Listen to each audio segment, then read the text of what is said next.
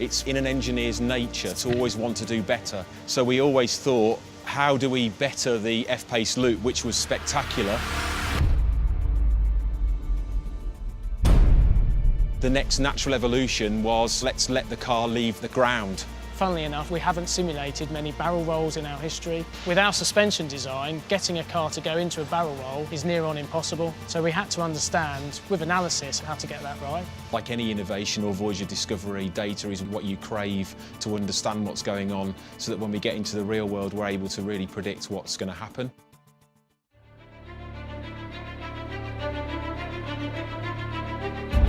It's the very first few days of testing for the barrel roll jump. Over the next couple of days, a robot is going to be in place of me. This is very, very, very advanced technology.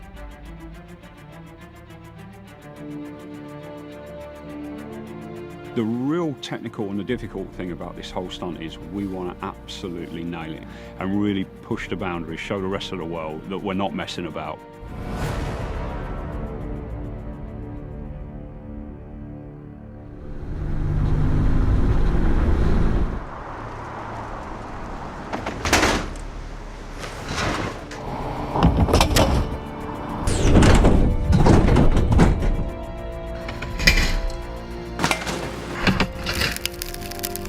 We're taking every single lap time, looking at the computer, understanding exactly what it says and making really very, very fine, minute adjustments so that we can perfect this.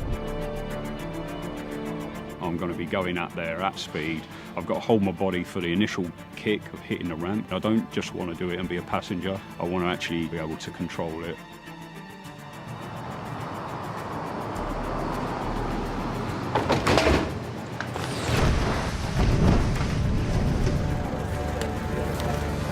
May look spectacular, but honestly, it was totally fine. It has taken a good beating, but to be honest, structurally, the integrity of the car is exactly as it was. The car is indestructible, it's brilliant.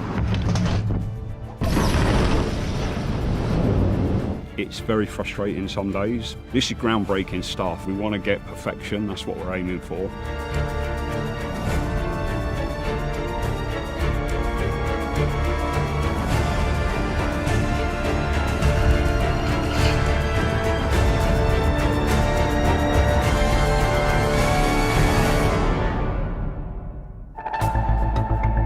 So now the excitement's building. We've arrived at XL, where we're actually going to attempt the Guinness World Record.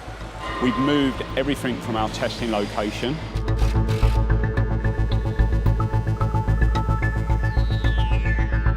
We've had many, many hours and sleepless nights preparing for this stunt. I can't wait to see it work. It's crunch time. I'm going to get all my kit on, get my helmet on. I'm so excited. This, for me, is a dream come true.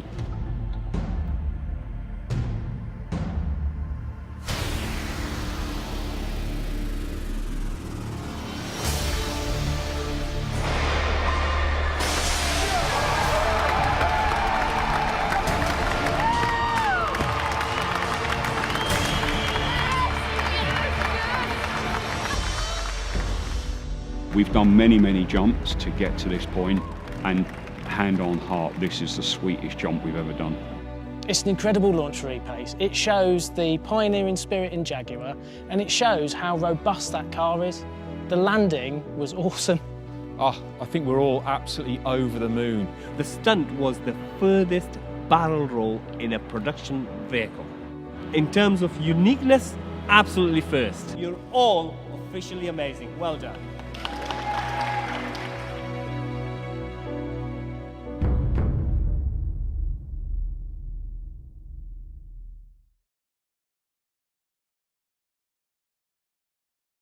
For the gesture tailgate to operate, you will need to have your smart key on you, or locate the key within 1.2 meters of the vehicle's rear area. The sensors are located at the rear of the vehicle, on either side behind the bumper's surface. As you approach the rear of your vehicle, perform a smooth kick and return motion in the sensor zone. When the sensors recognize the kick gesture, the tailgate will automatically open. If the kick gesture is not recognized, confirm key location and perform the kick gesture again. To close the tailgate, repeat the kick gesture, and the tailgate will automatically close.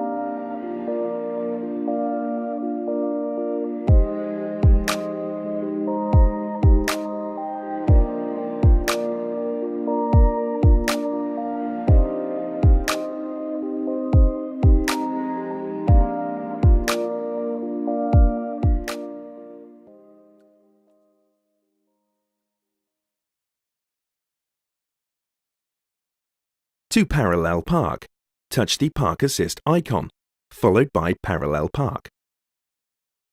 As you approach a space, drive slowly past it, leaving a gap of 0.5 to 1.5 meters between your vehicle and the row of parked vehicles. The system searches for a space on the passenger's side.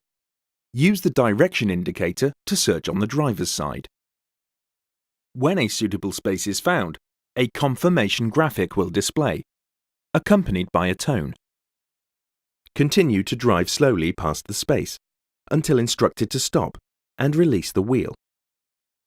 When instructed, select reverse and wait until instructed to reverse with care, allowing Park Assist to take control of the steering.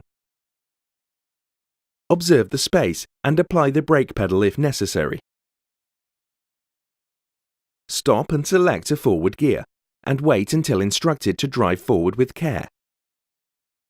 Stop the vehicle when the maneuver has finished. To exit a parallel parking space, select Parking Exit. While the system is measuring the area, release the wheel. If there is space to exit, a confirmation graphic will display, accompanied by a tone. When instructed, select reverse and wait until instructed to stop and select a forward gear. Wait until instructed to drive forward with care, allowing the system to take control of the steering. Observe the surrounding area and apply the brake pedal if necessary. When the maneuver is complete, a confirmation message will display, instructing you to take control of the wheel. To park in a space that is at a 90-degree angle to your vehicle, select Perpendicular Park. The sensors search for a large enough space to maneuver into. When a suitable space is found, a confirmation graphic will display, accompanied by a tone. Continue to drive slowly past the space until instructed to stop and release the wheel. Select reverse and wait. When instructed, reverse with care, allowing the system to take control of the steering. Observe the space and apply the brake pedal if necessary. Stop and select a forward gear when instructed to do so. You may need to drive forwards and reverse. Stop the vehicle when the maneuver has finished. To switch the system off, touch Cancel Park Assist.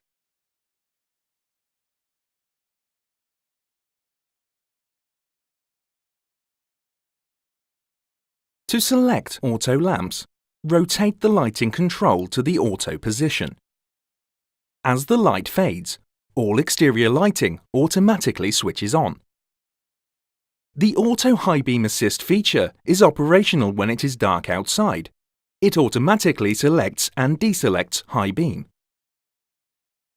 To select Auto High Beam Assist, rotate the lighting control to the auto position. The instrument panel warning lamp illuminates. When the lights of oncoming vehicles are detected, Auto High Beam automatically selects dipped beam. It switches back to high beam when the vehicles have passed. Auto high beam only activates when the vehicle's speed exceeds 40 km per hour, and it deactivates when the vehicle's speed drops below 24 km per hour. To manually override high beam, push and release the lighting control to select dipped beam. Rotate the lighting control to auto to return to auto high beam. To manually override dipped beam, push and release the lighting control to select high beam. Rotate the lighting control to auto to return to auto high beam. The auto lamps remain active until deselected by rotating the lighting control to the off position. You can use the activity key to lock and unlock your vehicle. While the activity key is worn on the wrist, the smart key must remain inside the vehicle and out of sight at all times. When the activity key is activated, the vehicle locks, the alarm system arms, and any smart keys inside the vehicle disable. To lock your vehicle, the ignition must be switched off and the smart key must be inside the vehicle. After closing all doors, the antenna activates for 30 seconds. Place the activity key as shown. When the pairing is complete, the vehicle locks and arms the alarm. The lamps flash to confirm. Any smart keys outside the vehicle remain enabled. When returning to the vehicle, press the release button to reactivate the antenna. The antenna activates for 30 seconds. Place the activity key as shown. The vehicle unlocks and the alarm is disarmed. The lamps flash to confirm. Any smart keys inside the vehicle re-enable.